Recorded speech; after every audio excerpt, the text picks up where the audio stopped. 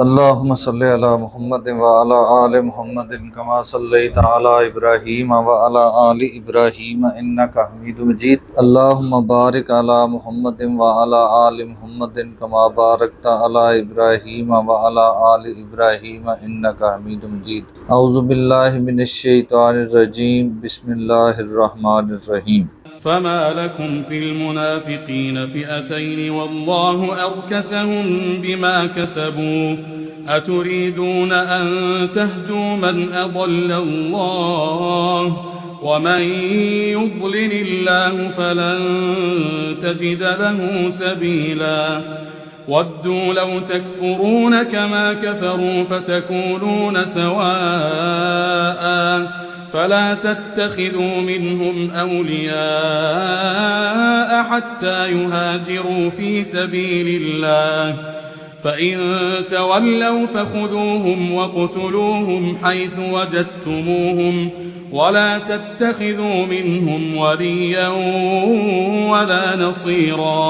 فما لکم، پس کیا ہو گیا ہے تمہیں، فی المنافقین، منافقوں کے متعلق، فئتین، دو گروہ بن گئے ہو، واللہ، حالانکہ اللہ تعالی نے ارکسہم، ان کو پھیر دیا ہے، اوندا کر دیا ہے، بما کسبوا، ان کے اعمال کی وجہ سے۔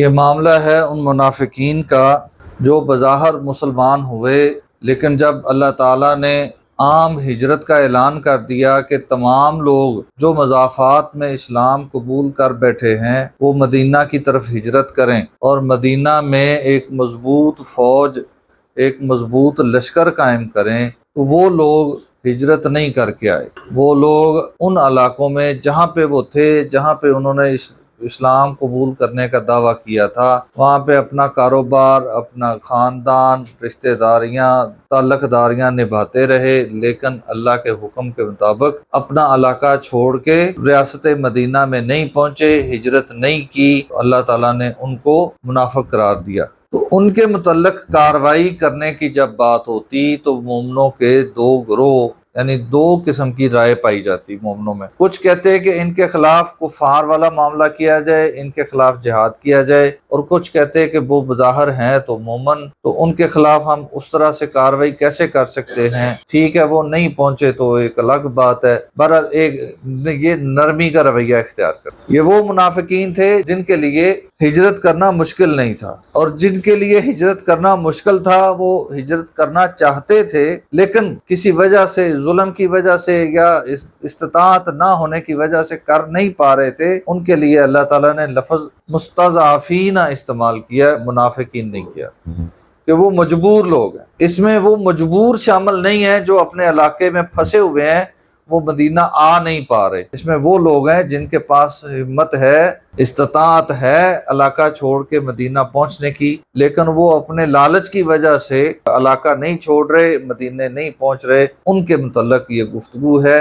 اللہ تعالیٰ مومنوں کو خطاب فرما رہے ہیں کہ تمہیں کیا ہو گیا ہے، تم دو گروہوں میں کیوں تقسیم ہو گئے ہو؟ ان منافقوں کے بارے میں، اتریدون، کیا تم چاہتے ہو، ان تہدو، یہ کہ تم انہیں راہ راست پر لے آؤ، ہدایت دو، من اضل اللہ، جس کی گمراہی کا سرٹیفکیٹ اللہ نے جاری کر دیا، جس کی گمراہی پر اللہ نے مور لگا دی، کیا تم اس کو راہ راست پر لانا چاہتے ہو؟ وَمَن يُضْلِلِ اللَّهُ، اور جس کی گمراہی پر اللہ مور ثبت کر دے، فَلَن تَجِدَ لَهُ سَبِيلًا، پس ہرگز آپ اس کے لیے کوئی راستہ نہیں پائیں گے۔ یہاں پہ یہ چیز ذہن میں رہنی چاہیے، اس کا یہ مطلب نہیں ہے کہ جس کو اللہ گمراہ کر دے، اللہ گمراہ نہیں کرتا، ہاں وہ اپنی حرکتوں کی وجہ سے گمراہی میں اس حد تک آگے بڑھ گیا کہ اب اللہ تعالیٰ نے اس کی گمراہی کو کنفرم کر دیا، اب اس پہ مور ثبت ہو گئی کہ نہیں یہ اب گمراہ ہے، اب اس کے واپسی کے امکانات نہیں ہیں۔ ودو، وہ چاہتے ہیں، کون چاہتے ہیں؟ وہ منافقین جو اپنے اپنے علاقے میں مزے میں بیٹھے ہوئے ہیں، اسلام کی خاطر ہجرت نہیں کر رہے۔ لو تکفرون، کہ تم بھی کفر کرو، کما کفروا، جیسے انہوں نے کفر کیا، جیسے وہ انکاری بیٹھے ہوئے ہیں ایسے تم بھی اسلام کے حکم سے انکاری ہو جاؤ۔ فتکونون سواء، پس تم اس معاملے میں برابر ہو جاؤ۔ فلا تتخذوا منہم اولیاء، بس نہ بناؤ منہم ان میں سے اولیاء کسی کو دوست، ان میں سے کسی کو دوست نہ بناؤ، حتیٰ یہاں تک کہ یہاجروا فی سبیل اللہ، وہ اللہ کے راستے میں ہجرت نہ کر لیں۔